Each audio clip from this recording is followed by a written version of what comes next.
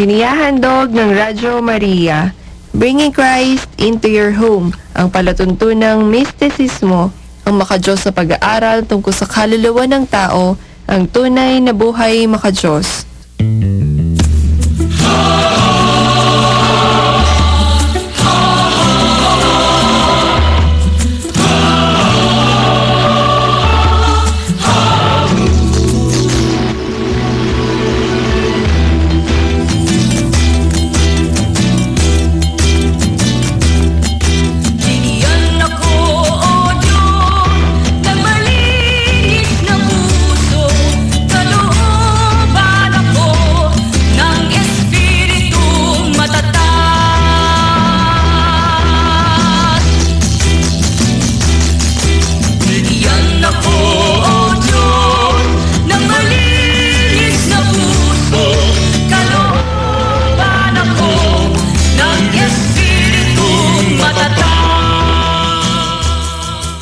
So mapayapang pag-inig po sa inyong lahat, mga minamahalang mga taga-subaybay ng Radyo Maria, Bringing Christ into your home. Sumayin po lahat ng kapayapaan, Brother Ronnie Aclo po. Magandang gabi pong muli sa inyong lahat. Ako po si Sister Marjorina San Rafael. Muli po ang pagbati ng isang mabiyayang gabi sa inyong lahat, mga minamahalang mga taga-subaybay ng himpilan ng ating mahal na ina, ang Radyo Maria, Philippines, Bringing Christ into your home. Linggo na naman po ng gabi at muli namin kayong inaanyayahan na kami ay inyong samahan sa pagtuklas at pag-aaral sa mga positibo at negatibong saloobin ng tao na sumasalamin sa sarili ng bawat isa sa atin sa ating pang-araw-araw na buhay dito sa programang ang mistisismo ng ating pananampalatayang Kristiyano-Katoliko, ang tunay na buhay makadiyos. Hangad po ng programa natin ito na makapagdulot sa inyong mga tagapakinig ng Radyo Maria ng mga kaunawaan tungkol sa ating lakas at kahinaan sa harap ng ating dakilang lumikha. Ngunit bago po tayo tuluyang dumako sa ating mga paksa, kayo ay aming inaanyayahan sa pag-aalay ng isang panalangin. In the name of the Father, and of the Son, and of the Holy Spirit. Amen. We thank you, Holy Mother of the Word, for the precious gift of Radyo Maria, which you've put in our hands so that it may bear fruits. Teach us each day, O handmaid of the Lord, to serve with humility and perseverance, with courage and fidelity, responding generously to your heart's desire. O Queen of Radyo Maria, help us become apostles of your love. Amen.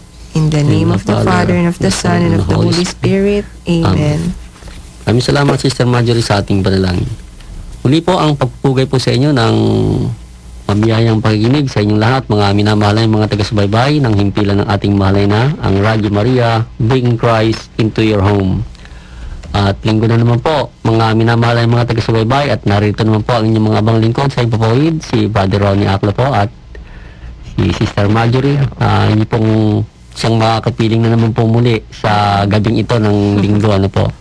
At muli po, nawa ay naandyan po kayo at nasa mabuting kalagayan sa tulong po at panalangin ng ating mahal na ina.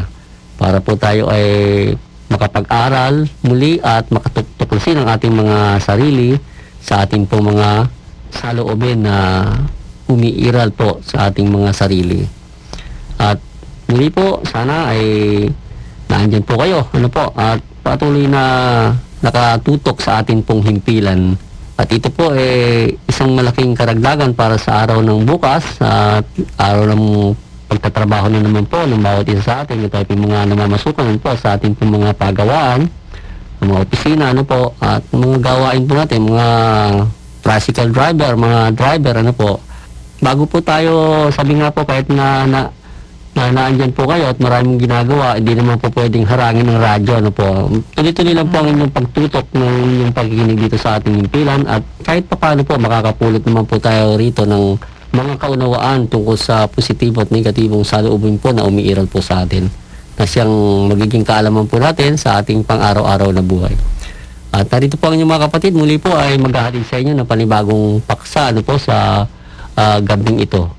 Pero bago po natin pasukin ang panibagong paksa, bigyan po muli natin ng pagpupugay ang Ebanghelyo po para sa gabing ito, para po sa mga taong hindi po, sa ating mga kapatid na hindi po nakapagdalo ng Santa Misa. Ang mapagbasa sa banal na Ebanghelyo ng ating Panginoong Hesukristo sang-ayon kay San Juan na may Kabanata 9, talata 1 hanggang 41. Walhati po sa inyo, Panginoon. Sa pagdaraan ni Jesus ay nakakita siya ng isang lalaki na ipinanganak na bulag. Itinanong sa kanya ng kanyang mga alagad, "Rabbi, sino ang nagkasala?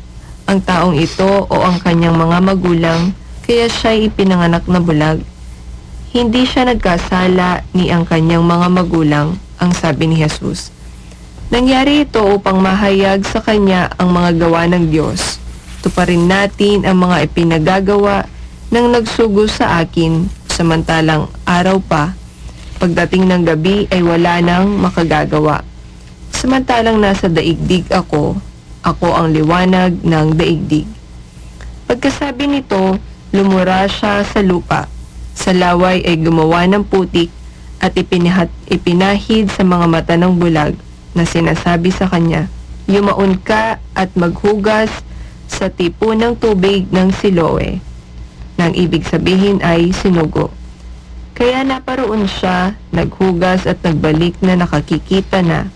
Ang mga kapitbahay at ang mga dating nakakikita sa kanya noong pulubi pa siya ay nagwika, "Hindi ba ito ang dating nakaupo at nagpapalimos?" Sumagot ang ilan, "Siya nga."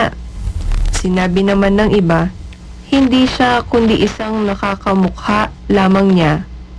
Winika niya, "Oo, ako nga." Itinanong nila sa kanya, "Paanong nadilat ang iyong mga mata?"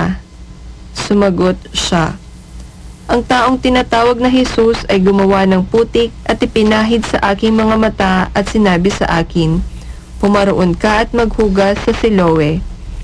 Ako'y naparoon, naghugas at nakakita ako." Sinabi nila sa kanya, "Saan siya naroroon?" "Aywan ko," ang sagot niya. Dinala nila sa mga Pariseo yung dati bulag. Araw ng pamamahinga nang gumawa si Jesus ng putik at ang padilati ng kanyang mga mata. Ang mga Pariseo ay muli na namang nagtanong sa kanya kung paano siya nakakita. Winika niya sa kanila, "Nilagyan niya ng putik ang aking mga mata, naghugas ako at nakakita ako." Sinabi ng ilan sa mga Pariseo, "Hindi galing sa Diyos ang taong iyan, sapagkat hindi niya ipinangingilin ang araw ng pamamahinga." Sinabi naman ng iba, "Paano makagagawa ng ganitong mga kababalaghan ng isang makasalanan?" At di sila nagkaisa ng palagay. Muli nilang tinanong ang bulag, "At ikaw, ano ang masasabi mo tungkol sa taong yaon na nagpadilat ng iyong mga mata?" Sumagot siya, "Siya ay isang propeta." Ang mga Hudyo ay hindi makapaniwala na siya ang dating bulag at tumanggap ng paningin, kaya ipinatawag nila ang mga magulang ng nagsabing tao. At tinanong nila, "Ito ba ang inyong anak na sinasabi ninyong ipinanganak na bulag? Bakit nakakita ngayon?" "Nalalaman namin," ang sagot ng kanyang mga magulang, "na ito ang aming anak na ipinanganak na bulag. Datapwat kung paano siya nakakikita ngayon at kung sino ang nagpadilat ng kanyang mga mata ay wala kaming nalalaman. Tanungin ninyo siya, siya'y may sapat na gulang, makapagsasalita siya tungkol sa kanyang sarili." Ang kanyang mga magulang ay nagsalita ng ganito dahil sa takot sa mga Hudyo, sapagkat ipinasya ng mga Hudyo na palayasin sa sinagoga ang sinumang kumilalang Kristo, si Jesus.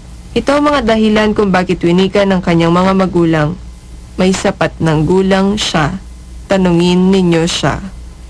Kaya tinawag nilang muli ang tao na dating bulag at winika sa kanya, "Luwalhatiin mo ang Diyos, nababatid namin na ang taong yaon ay makasalanan." Kung siya ay isang makasalanan, ang sagot niya, ay hindi ko nalalaman. Isang bagay lamang ang aking nalalaman, na ako'y dating bulag at ngayon nakakikita na ako. Siya ay tinanong nila, "Ano ang ginawa sa iyo? Paano pinadilat ang iyong mga mata?" Tumugon siya, "Sinabi ko na at inyong narinig. Ano't ibig ninyong marinig uli?" Ibig ba ninyong maging alagad niya? Siya ay inalipusta nila na ang sabi, ikaw ay alagad niya, kami mga alagad ni Moises. Nalalaman namin na ang Diyos ay nagsalita kay Moises, datapwat wala kaming nalalaman kung saan nanggaling ang taong iyan. Sumagot siya sa kanila, ito ang katakataka na hindi ninyo nalalaman kung saan siya nanggaling.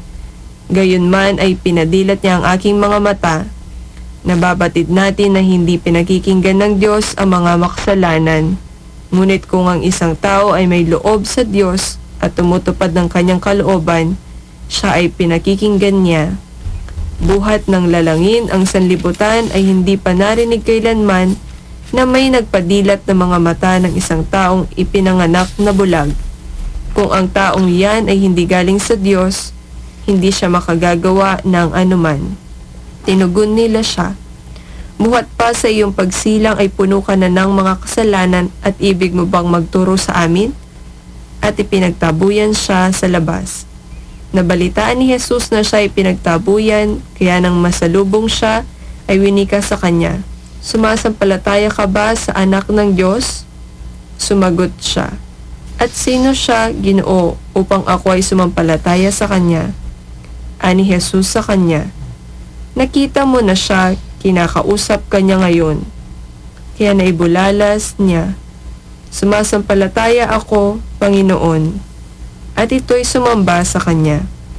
Pagkatapos, winika sa kanya ni Jesus, ako'y naparito sa daigdig na ito upang humatol, na ang mga hindi nakakikita ay makakita, at ang nakakikita ay mabulag. Nang marinig ito ng ilang pariseyo na kasama niya, ay sinabi sa kanya, kami ba'y mga bulag din? Sinagot sila ni Jesus, kung kayo'y mga bulag, wala sana kayong kasalanan. Ngunit dahilan sa sinasabi ninyong nakakikita kayo, mananatili ang inyong kasalanan. Ito po mga kapatid, ang banal na ebanghelyo ng ating Panginoong Hesukristo. Purihin po kayo, O Kristo. Maraming salamat, Sister Marjorie, sa pagbabasa po ng ating ebanghelyo. Medyo may kahabaan, po, ang ating ebanghelyo. Pero napakaganda po ng eksena, natin pong natutunghayan o matutunghayan sa binasa po ng ating kapatid tungkol po sa ebanghelyo sa araw na ito, mga minamahal naming mga taga-subaybay. Ang pagpapadilat ng ating Panginoong Jesucristo sa isang taong mula pa sa kanyang pagsilang ay bulag na. Yan po sabi nga po, malaki po ang kaugnayan sa atin, sa atin pong paksa ngayon na pinamagatan po nating kabanalan. At sa pagbabalik tanaw nga po muna sa ating paksa, Sister Marjorie, kahit na pagod ka. Okay naman. May paksa ng pag-ibig. Pag-ibig ba yung ating pinakahuli? Pagganti po. Pagganti. O yun po. Na ito nga po ay isang may positibo at negatibong saloobin. Na unahin po natin yung negatibong saloobin na ito nga po yung may taong nakagawa ng hindi mabuti sa atin. Nagkakaroon po ng hindi pagkakaintindihan, maaring sa pamilya, sa kapwa po natin, at kapag tayo po ay gumaganti sa kanila ng negatibong pagganti, nasisira po yung relasyon, epekto po ng negatibong pagganti sa kapwa po natin, ito po ay isang walang direksyon, at naghahatid sa atin ng pagkakabahabahagi. At tayo nga po sa ating pamumuhay Kristiyano ay tinuturuan tayo na pagganti na hindi tayo tumutulad sa ginawa sa atin. Ito nga po ay uri ng positibong saloobin ng pagganti o pamamaraan na gumanti tayo sa positibong pamamaraan, pagtupad sa pagiging Kristiyano Katoliko po natin, na dapat po unawain natin at magparaya po tayo sa taong nakasakit po sa atin. Ang pagganti ng positibo ay gawan ng mabuti ang gumawa ng masama sa inyo, at tayo po ay tahakin natin ang landas ni Kristo, ang pagtatakwil po natin sa ating sarili. Kumapit po tayo sa krus upang tayo po ay makagawa ng pagganting mabuti at positibo. Huwag po tayong lumaban sa taong masama, dahil walang magagawa kung wala po si Kristo sa atin, Kung wala ang Diyos ay hindi po tayo makatutungo sa buhay na walang hanggan.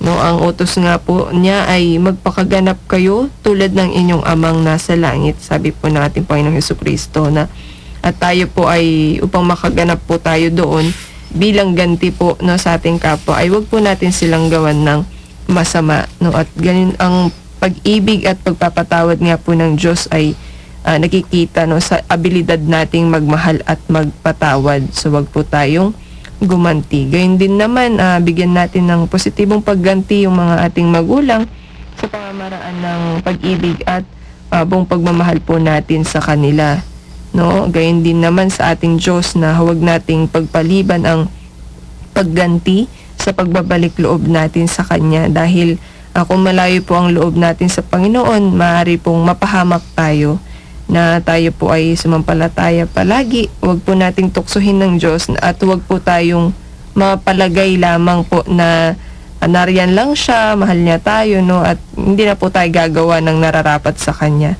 Palaguhin po natin yung kaugnayan po natin sa Diyos sa paraang gumanti po tayo ng positibo sa ating kapwa. Manalangin po tayo palagi upang madagdagan po ang ating pananampalataya sa Diyos. Yan po, Brad, yung pagganti. Yeah, maraming salamat po sa inyong pong pagbabalik tanaw sa ating pong nakaraang paksa, yung pagganti po na positibo at negatibo na ating pong tinalakay. Ano po. At ngayon po ay tayo po ay darako sa ating pong panibagong paksa, ang kabanalan o holiness. The quality or state of being holy. Opo. Yan. Ito pong kabanalan isang parte po ng buhay pangkaluluwa po natin, na kaya po natin na kailangan po natin sa atin pong pagharap sa Diyos, sa atin pong paglalakbay sa buhay spiritual. Mga minamahal ng mga taga-subaybay, ito pong salitang kabanalan maaring marami ang nakakaalam nito, marami rin namang hindi maintindihan to, ano itong kabanalan na ito. Marami rin namang gustong malaman to, yan, kabanalan. At sinasabi nga po ito isang kalalagayan, no, ng pagiging isang banal, yung kabanalan. Pero nga po sinasabi sa banal na kasulatan, ano po, huwag kang manumpa ni sa langit o sa lupa, sapagkat ang langit ay luklukan ng Diyos at ang lupa ay tungtungan ng Diyos. At ang lahat ng mga may kaugnayan sa Diyos, yan po ay banal, ano po. Kaya yung lupang ating tinatapakan, mga minamahalay, mga taga-subaybay, ito po ay banal. Ano po? Kaya nararapat na tayo po dito ay mabuhay ng may kabanalan. So ito pong kabanalan na to, na siyang pinakapundasyon po ng ating pagiging spiritual na nilalang sa daigdig na ito, sa buhay natin na to, ito po ay dapat nating maintindihan, ano po, mga minamahal na yung mga taga-subaybay. Bakit pa kailangan maging banal tayo? Yung sabi nga po, no, magpakabanal kayo sapagkat ang inyong amang nasa langit ay banal. Yung nakaraan po, magpakaganap kayo sapagkat ang inyong amang nasa langit ay ganap, ano po. So lahat po ng mga may kaugnayan sa Diyos, ano po, nagkakaroon ng kaugnayan sa Diyos na tungtungan o luklukan ng Diyos, nahawakan ng Diyos, yan po yung mga bagay na nagiging banal, ano po, mga minamahal na yung mga taga-subaybay. At maging ang ating pong pananampalataya, ano po, ito pong Holy Catholic Church, ano po, Apostolic Church, ito po sinasabing banal, ano po, na pananampalataya. Bakit po? Ito po ay nagmula sa Diyos mismo. Paano pong nangyari? Ating pong makikita yan sa Ebanghelyo po ni San Mateo, ano po, na ito po ay Kabanata 28, nang sabihin po niya sa kanyang mga alagad na humayo kayo sa buong daigdig at binyagan ng lahat ng bansa sa ngalan ng Ama, ng Anak at ng Espiritu Santo. At ang sino mang mabinyagan, sumampalataya ay maliligtas, ano po. At yan nga po yung kabanalan ng ating pananampalataya na Kristiyano Katoliko, mga minamahal na yung mga taga-subaybay. Ito po isang pananampalatayang itinatag ng Diyos at hindi po ng kung sino-sino. Ano po? Sapagkat ito po iniutos niya sa kanyang mga alagad na gano'n ang binyag na dapat na taglayin ng mga taong sasampalataya sa kanya bilang mga Kristiyano. Binyagan sa ngalan ng Ama at ng Anak at ng Espiritu Santo. At itong kabanalan na ito, ibinibigay po ito ng ating inang simbahan Sa pasimula pa lamang po, ito po sa pamamagitan nga po ng binyag. Kaya yung pong binyag na ating pong tinatanggap na sakramento, yun po ay isang panimula po, na tayo ay pumapasok sa tinatawag na kabanalan, yung binyag. At yun nga pong kabanalan natin sa ngalan ng binyag na ating pong nakuha, dapat po nating pangalagaan yan. At yun nga po, itungkulin po sa ating pong komunidad, ng ating pong mga tahanan, ng mga magulang po. Yan po ay isang responsibilidad o obligasyon ng bawat pamilya, ng bawat, higit sa lahat ng ama at ina ng tahanan, na ang bawat supling na kanila pong pinagkaloob sa kanila ng Diyos, na siyang magiging komunidad ng Diyos, dapat nilang pangalagaan ang tinamong kabanalan sa pamamagitan ng binyag. O kaya naman po, kailangan nilang pabinyagan ang kanilang mga anak upang magkamit po ng kabanalan ang kanilang mga anak, ang kaluluwa ng kanilang mga anak, o maging katawan ng kanilang mga anak. Sabagat ng kabanalan, ito po ay pinagkakaloob ng Diyos hindi lamang sa kaluluwa, kundi ito ay sa katawan at kaluluwa. Yung kabanalan, na ipinagkakaloob sa ngalan ng binyag. At ito nga pang tungkulin ng nating mga magulang sa pasimula pa lamang ng kabanalan ng isang tao, ng isang bata, na ito po itaguyod po natin sila sa isang pamamaraan na naayon po sa hinihingi po ng pananampalataya natin, na sila ipailalim sa mga sakramento na itinuturo po ng ating inang simbahan, na siyang magiging susi sa kanilang pagpasok sa buhay na walang hanggan. Kaya sa mga sakramento po, 7 po yun, na ang pinakauna nga lang po ay binyag. Na ito pang mga nakaraang buwan, nagkaroon po ng mga kumpil naman, sakramento, o first communion, ganyan, na dinadaos para sa mga nagsisimulang lumakad na at sa buhay spiritual, yung mga bata, ay yung po mga elemental, grade school, ayan, tinuturuan na po yung paano magsilbi sa ating inang simbahan, pagiging sakristan, o kaya yung komi, yung pagkaano ng mga altar server opo, yan. Para sila ay, ibig sabihin, lumago po ang kanilang kabanalan sa kanilang pagkatao, at yun ay maging sa kanila, maging pundasyon ng kanilang pananampalataya sa kanilang murang edad, upang sa pagdating ng kanilang takdang gulang, sila po ay isang ganap na Kristiyano Katoliko talaga, na nagtataglay ng kabanalang hinihingi ng pamantayan ng ating inang simbahan. Kaya kung atin pong susuriing mabuti, napakahalaga po nitong kabanalan na ito, na atin pong dapat taglayin. At hindi lang po ito sabi nga po, sa pagkatapos na tayo lumaki, ang kabanalan nandyan pa rin, hindi po maaari po mawala ito, sapagkat kung tayo po nahuhulog po sa pagkakasala, ang kabanalan po nawawala. Sabi nga po nung ebanghelyo kanina binasa ni sister, yung pagpapadila sa taong bulag, pag mula sa wala siyang paningin, wala siyang kabanalan, nagkaroon siya ng kabanalan, parang ganun din po yun, pero maaari po siyang mabulag muli. Maaaring mabulag muli, maaaring mawala din pong ating kabanalan kung hindi po natin iingatan. Kaya may binabanggit po ang ating Panginoong Kristo dun sa kanyang ebanghelyo, na sinasabi po niya dun sa ebanghelyo ng San Mateo, kabanata 13 hanggang 14, sabi niya, kaya nga pumasok kayo sa makipot na pintuan, sapagkat maluwang ang pintuan at malapat ang daang patungo sa kapahamakan, at dito ay marami ang pumapasok. O anong kipot ng pintuan at anong kitid ng daan patungo sa buhay, at kakaunti ang mga nakatatagpo nito. Yan po yung daan ng kabanalan, mga minamahal na yung mga taga-subaybay, Kasi sa daan ng kabanalan, nandiyan po yung pagkontrol, Ito po yung sinasabi kasing ang kabanalan, ang holiness, the power to control. Isang kapangyarihan upang kumontrol. Po yan, yung tayo po makapagpigil sa anumang hindi kanais-nais sa ating harapan. Po yan, yung makapagdudulot po sa atin ng ikapagkakasala natin. Ito po yung nagagawa ng kabanalan ng holiness sa atin. Kaya isang taong mayroong kabanalan, hindi ho basta-basta yan nagre-react o kaya nagtatanim ng anumang galit. Ano po?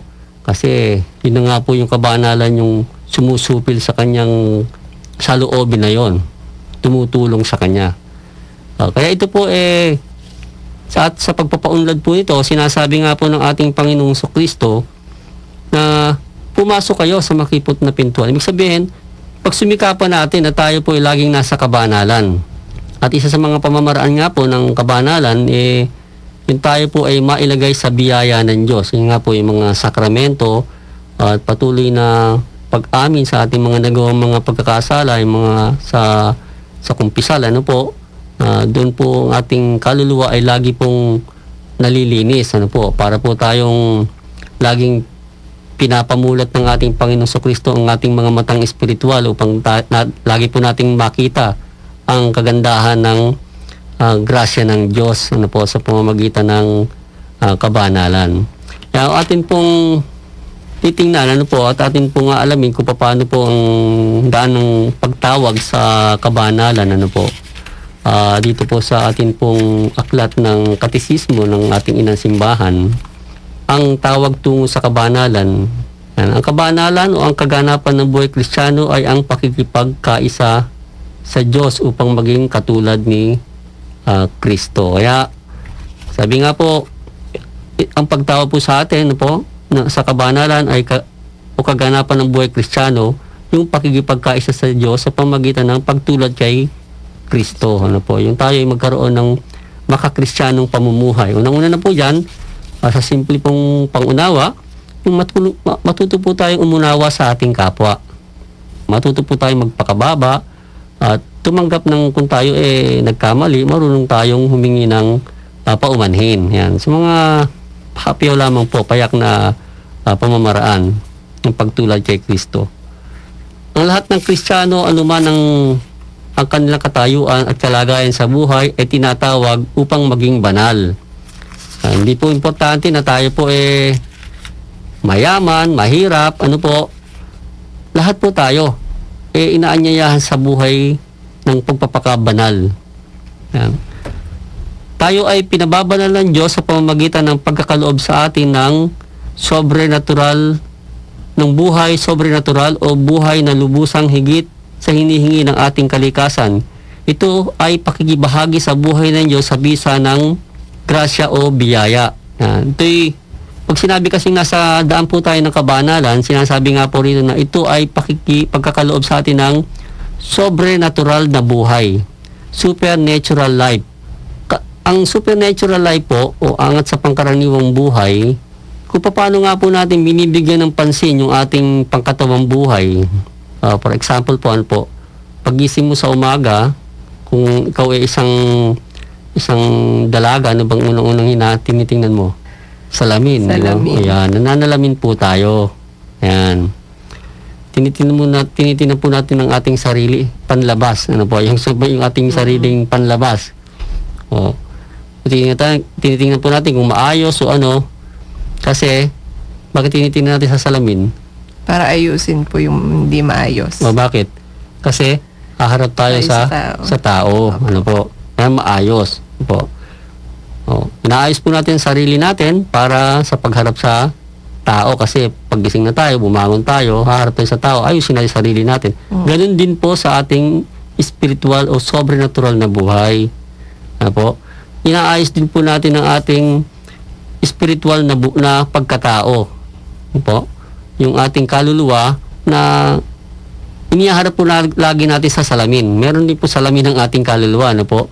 Yun na nga po yung makita po natin kung sa loobin natin, no, ini-examine po natin sarili natin kung tayo ba naaayon pa sa pamantayan ng kalooban ng Diyos o wala na. Ano po?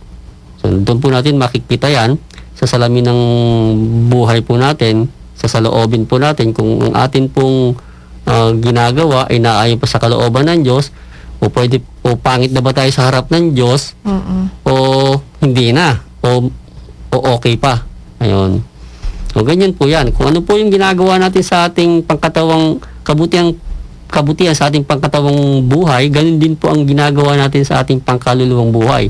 Yan po yung sinasabing pagkakaloob sa atin ng buhay sobrenatural o buhay na lubusang higit sa hinihingi ng ating kalikasan. Ano po? Kaya kasi po, yung mga taong nabubuhay lang po sa pangkaraniwang kalikasan ng kanyang buhay, ang gagawin niyan, pagising sa umaga, ano po, ayusin yung sarili, kakain, gagawin yung gusto niyang gawin, aalis, pagkikipagkita sa mga kaibigan, o papasok sa trabaho, pagkatapos niyan, uuwi lang ng bahay, matutulog na naman, gano'n naman kinabukasan. Ibig sabihin niyo po isang pangkaraniwang kalikasan ng natural ng buhay natin, ano po. Pero sa buhay na may kabanalan, mga minamahal na mga taga-subaybay, hindi po gano'n. Kung paano ka nakikipagkausap o nagkakaroon ka ng nakikipag-date ka sa isang tao, ganoon din po sa buhay spiritual. Meron din pong oras na dapat po tayong nakikipag-usap sa Diyos. Ano po? Personalan ninyong pag-uusap. Hindi po yung basta mo na lang daw naisip ang Diyos. Hindi mo na, sabing gano'n hindi ko naman siya nakakalimutan. Lagi siyang nasa aking alaala. Pero ano po sinasabi ng Panginoon doon? No? Kung lagi mo na lang siyang naaalala. Ang sabi ng Panginoon, hindi lahat ng tumatawag sa akin ng Panginoon ay papasok sa kaharian ng langit, kundi ang tumutupad ng kalooban ng aking amang nasa langit.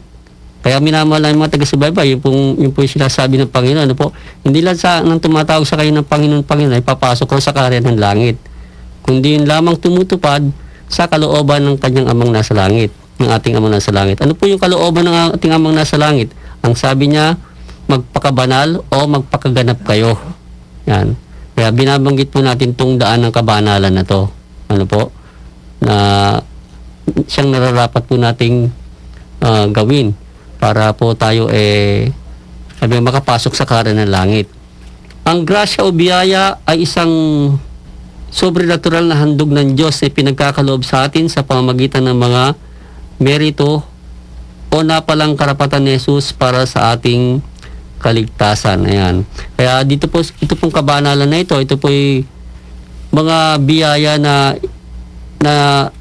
regalo po sa atin na siyang naging gantimpala sa ating Panginoong Kristo. Kaya sabi po niya nung nakipagkita siya sa mga apostol, nung siya muling nabuhay, sabi niya, tanggapin ninyo ang Espiritu Santo, hiningahan sila, sabi niya gano'n.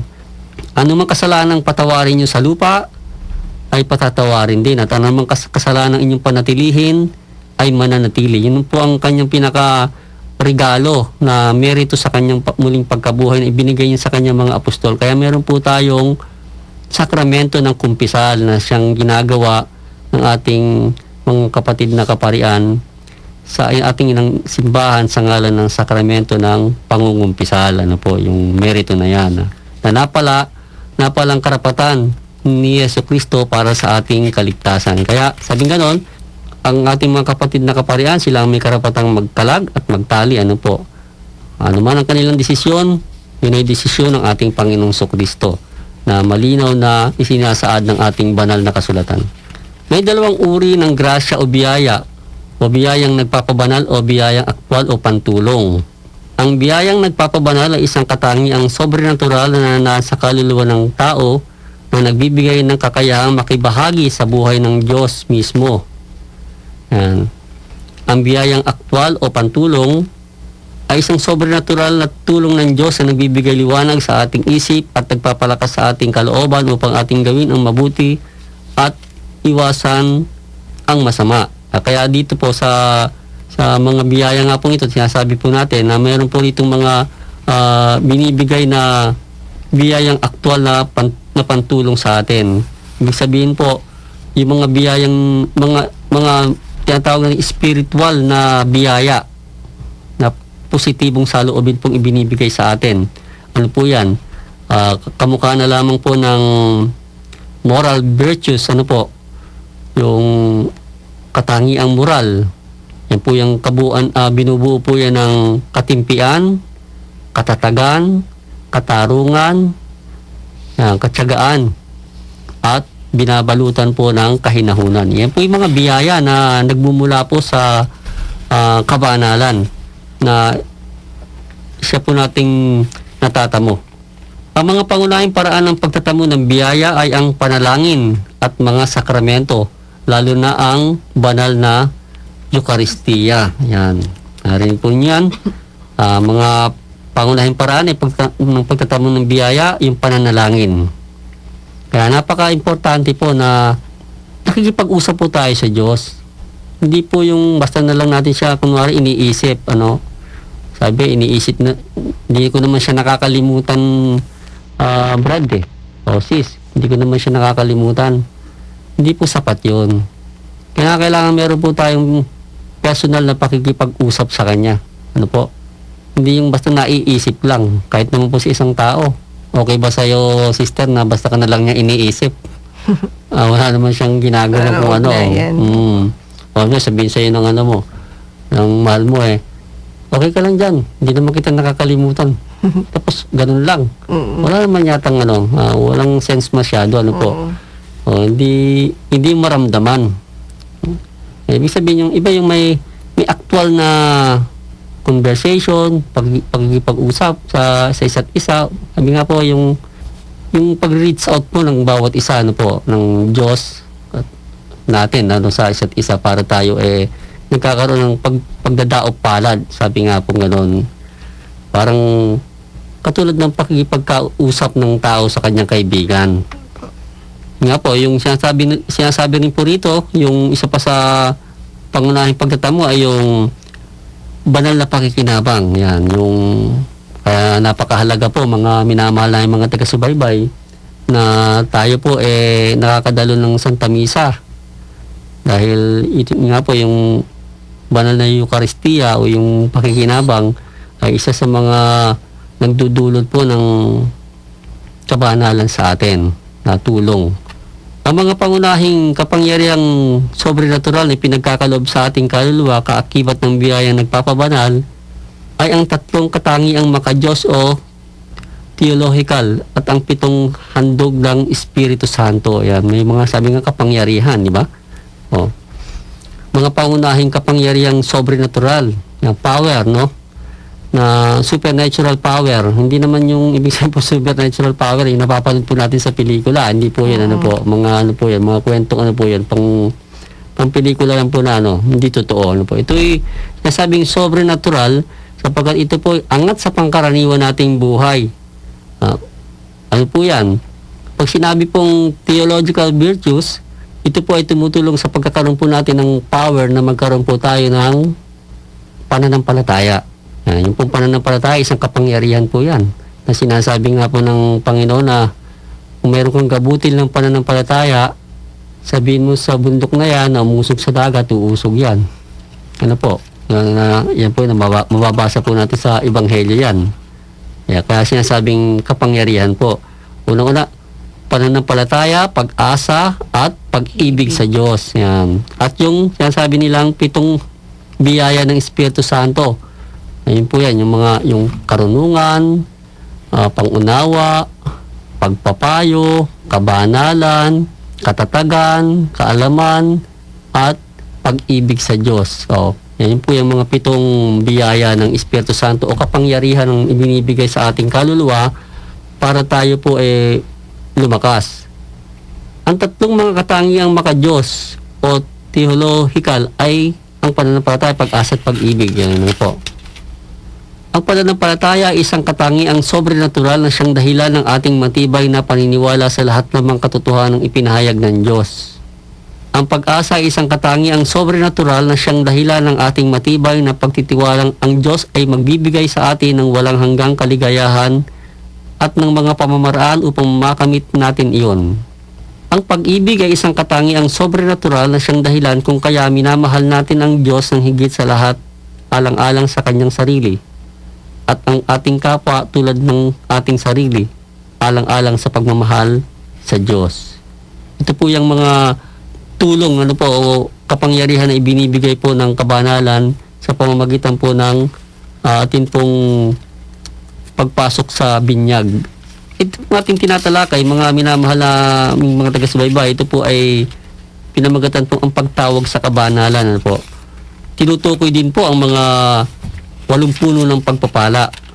So, yun po yung kabuuan, ano po, na tayo po magkaroon po ng mga ganong katangian o kapangyarihan spiritual sa atin pong paglalakbay para po tayo ay magtagumpay sa landas ng buhay spiritual. Bigyan daan po muna natin yung mga share ng ating mga kapatid. Apo, ito po ay galing kay Brother Jimmy.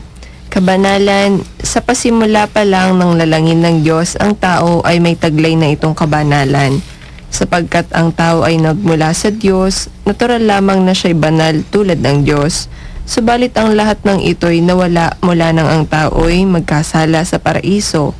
Nabuhay na tulad ng isang hayop, nagkanya-kanya at walang pakialam sa kapwa. Ang malakas ay siyang matibay. Pero ganun na lamang ang pag-ibig ng Diyos sa tao, kaya ibinigay niya ang kaisa-isa niyang anak na nagkatawang tao upang ang lahat ay mabigyan ng pagkakataon na muling maibalik ang kabanalang nawala sa tao. Subalit tantuin sana natin ang kabanalan ating susundin ay para sa Diyos nga. Sapagkat marami ang nagtuturo ng kabanalan na nagsasabi na nasa kanila ang kaligtasan. Alalahanin sana natin na hindi lahat ng tumatawag sa Panginoon at nananalangin ay diringgin kundi yaong mga sumusunod at tumutupad ng kanyang kalooban. Sa paano nga pong paraan kundi sa pamamagitan ng pagtanggap ng sakramento ng binyag, sapagkat sa pamamagitan nito ay nauhugasan ang ating manang kasalanan mula sa ating mga ninuno at nagkakakalag sa sumpang ating naging parusa. Ito ang pasimulang gawain upang tayo'y makabalik sa kabanalan. Sa kabanalan tayo magkakamit ng karunungan upang tayo'y makagawa at maging ganap. Sikapin po sana natin na makapagbanal sapagkat ang ating amang nasa langit ay banal. Walang makapapasok sa kaharian ng langit hanggat di natin nababayaran ang kahuli-hulihang kusing ng ating kasalanan. So, thank you po, Bro Jimmy. At galing naman po kay Sister Marley, kabanalan. Mahirap maging banal, may proseso ang Diyos na dapat gawin ng tao. Sabi nga ng ating Panginoong Hesukristo, kung mahal mo ako, itakwil mo ang iyong sarili. Pasanin mo ang iyong krus at sumunod ka sa akin. May pagtatakwil sa sarili ang gusto ng Diyos. Iwasan ang lahat ng nagdudulot ng mga pagkakasala ng kaluluwa. Mahalin ang kapwa gaya ng pagmamahal sa sarili. Magkaroon ng dakilang hangarin upang umangat ang kaluluwa at maraming pagsubok at pagtitiis gaya ng ating Panginoong Hesukristo ang ating malalampasan. Huwag umasa sa sariling kakayahan. Ialay lahat sa Diyos at sa Kanya ay walang imposible. Sa tulong at biyaya ng Diyos, ang tao ay kakayaning lahat ang magmahal kahit sa mga kaaway. Sa tulong, grasya at biyaya ng Diyos, ang taong magiging ganap gaya ng pagiging ganap ng ating Amang nasa langit. Ayun po. Maraming salamat po, brother, sister, sa inyo pong mga pakikibahagi. Napakaganda po rin yung mga pinahagi na po. At sana po kayo sa inyo, mga minamahal ng mga taga-subaybay, inyo pong narinig yung mga binahagi ng ating mga kapatid po na tungkol sa kabanalan. At sa ating nga pong pagpapatuloy, ito nga pong kabanalan, ito po ay may kaugnayan nga po sa Diyos. Pag sinabi kabanalan, ito'y nauugnay sa Diyos. At hindi nga po lahat naman ng kabanalan sa Diyos. Ang pinakikitang kabanalan sa Diyos. Sabi nga po, meron nga pong proseso na ang isang gawaing kabanalan ay sa Diyos o gawa-gawa lamang ng tao, mga minamahal na yung mga taga-subaybay. At huwag po tayo nating hayaan na pumapasok po tayo sa isang pagpapakabanal na hindi naman pala kalugod-lugod sa paningin ng Diyos, sapagkat hindi ito ang kanyang kagustuhan. Katulad nga po ng nasasabi namin sa inyo, at laging napapaalala, ito rin po, Panginoon po nagpapaalala, hindi lahat ng tumatawag ng Panginoon ay papasok. Marapakarami po ng tumatawag sa Kanya, kundi yun lamang tumutupad sa kalooban ng Kanyang Amang nasa langit ang papasok. So, kaya mag-aral po tayo Kaya po aming inaanyayahan na saliksikin po ninyo ang inyong pananampalataya kung ito ba ay ayon sa paraan ng Diyos o paraan lang ng tao. Pareho pong magandang tingnan yan, pero huwag tayong padaya. Sabi nga po sa Ebanghelyo kanina, kailangang maging mulat po tayo at hindi naging bulag. Maging bulag sa mga katuruan na hindi naman naayon sa kalooban ng Diyos. Na sa tingin natin na maganda na, Magsaliksik po tayo at alamin natin yung buong katotohanan. Sa pamamagitan nga po ng aral ng tunay na Kristyanismo, idilat po natin ang ating mga isipan, ang ating mga mata na ito po makita po natin yung talagang daan ng kabanalan para wag naman pumasayang yung ating mga hangarin na makilala ang Diyos at paglingkuran ng Diyos. Kasi maraming mahirap po kasi iniisip natin naglilingkod na tayo sa Diyos, yun pala hindi naman pala paraan ng Diyos yung umiiral, kundi paraan lang ng tao. Mag-ingat po tayo mga minamahal na yung mga taga-subaybay.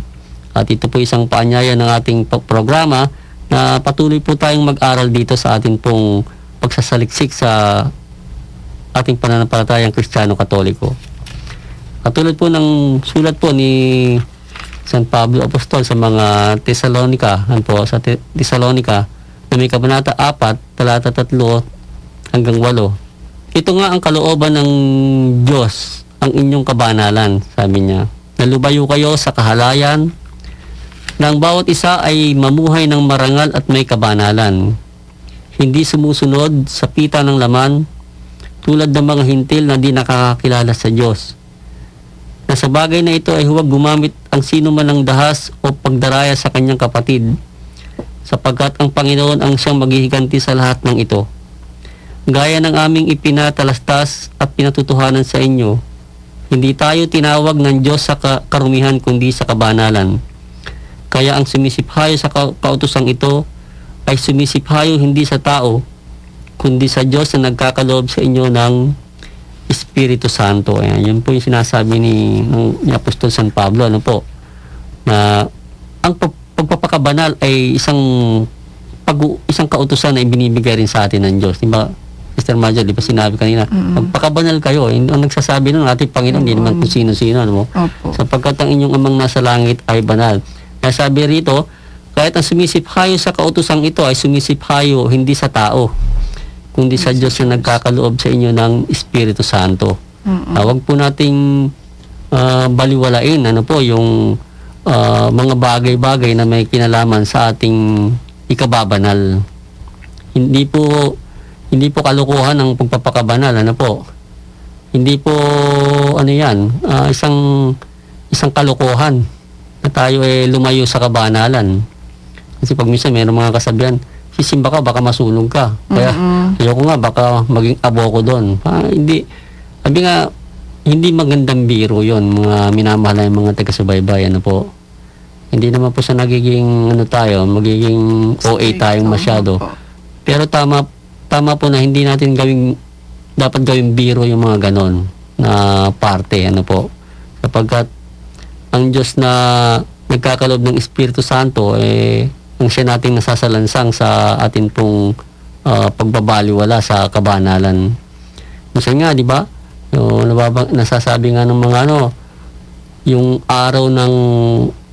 isang araw, o kaya buong buwan, buong taon, inuubos ng tao para lang sa kanyang pangailangang pangkatawan, Samantalang sa spiritual, hindi nabibigyan ng daan. Kaya kung tayo po humihinga pa sa kabila ng ganun nating mga pinagagawa,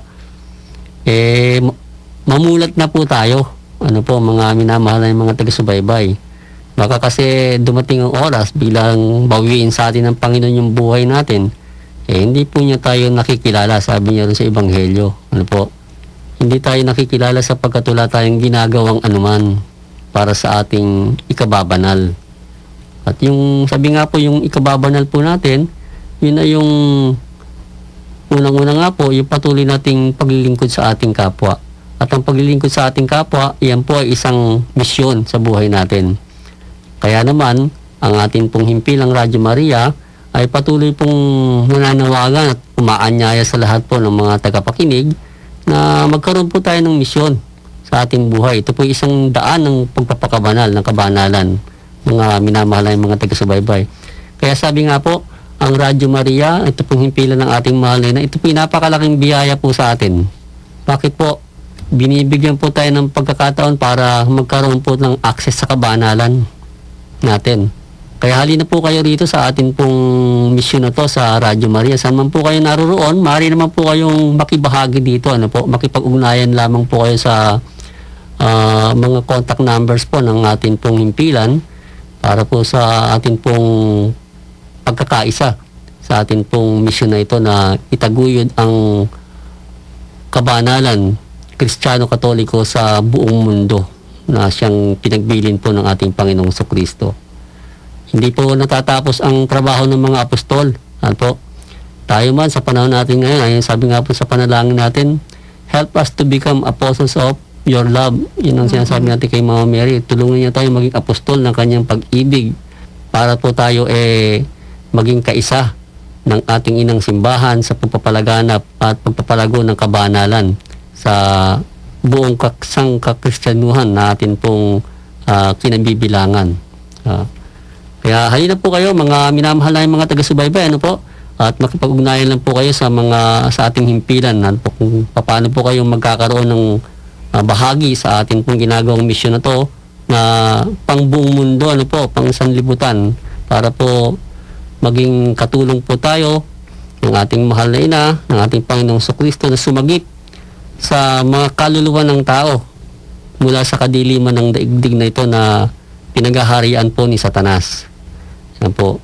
Sabi nga po, maging maging kaisa tayo ng ating Panginoong Jesucristo. Maging kabahagi tayo ng kanyang katawan. Yan po ang tunay na Kristiyano-Katoliko. At amin po kayong inaanyaya para po sa isang pagdaragdag ng pagbabahagi ng gospel po. Ang banal na ebanghelyo ayon kay San Juan na may kabanata 4, talata 43 hanggang 54. Wala po sa inyo, Panginoon. Makalipas ang 2 araw, umalis si Jesus patungong Galilea, sapagkat siya na rin ang nagpapatotoo na ang isang propeta ay hindi pinararangalan sa sariling bayan. Pagdating niya sa Galilea ay tinanggap siyang mabuti ng mga Galileo, sapagkat narinig nila ang lahat ng kanyang ginawa sa Jerusalem noong kapistahan. Sila man ay naparoon sa pista. Bumalik siya pagkaraan sa Kana ng Galilea, kung saan pinaging alak niya ang tubig, at naroroon ang isang kilalang tao na ang anak na lalaki ay may sakit sa Capernaum. Nang mabalitaan niya na si Jesus ay dumating sa Galilea buhat sa Judea, siya ay nagtungo sa kanya at ipinamanhik na manaog upang pagalingin ang kanyang anak na lalaki na mamamatay na. Sinabi sa kanya ni Jesus, "Kung hindi kayo makakita ng mga tanda at kababalaghan ay hindi kayo maniniwala." Ginoo, ang sagot ng kagawad, tayo na bago mamatay ang aking anak. Baka bago mamatay ang aking anak. Ani Jesus sa kanya, "Humayo ka, ang anak mo ay buhay." Ang taong iyon ay naniwala sa sinabi sa kanya ni Jesus at yumaon. Nang siya ay nasa daan pa lamang, sinalubong na siya ng mga utusan at sinabing, buhay ang kanyang anak. Itinanong sa kanila kung anong oras gumaling. Sumagot sila, kahapong 7 oras siya iniwan ng lagnat. Napagtanto ng ama na sa oras na iyon, sinabi ni Jesus sa kanya na ang anak mo ay buhay. Kaya siya at ang buo niyang sambahayan ay sumampalataya. Ito ang 2 himala na ginawa ni Jesus nang siya'y bumalik sa Galilea buhat sa Judea. Ito po mga kapatid, ang banal na ebanghelyo ng ating Panginoong Hesukristo. Purihin po kayo, O Kristo. At amin po kayong inaanyayahan sa aming Facebook page. Paki-search lamang po Mysticismo, paki-like po ito at inyo na pong makikita ang aming mga talakayan. Gayun din po sa youtube.com. Paki-search lamang po ang title ng aming paksa, Kabanalan. At inyo na pong makikita at ang papakinggan. At sa amin pong pagtatapos sa aming programa ay muli po namin kayong inaanyayahan na patuloy pong sumubaybay at makinig sa susunod na programa dito pa rin po sa himpilan ng mahal na ina, ang Radyo Maria. Maraming salamat po. At sa kabuuan po ng programang Mistisismo, ang tunay na buhay makadiyos, kami po ay muling nagpapasalamat at pansamantalang nagpapaalam sa inyong pakikinig dito po sa himpilan ng ating malay na, ang Radyo Maria, Philippines, bring Christ into your home. Sumayin niyo po lahat ang kapayapaan. At sumayin niyo rin.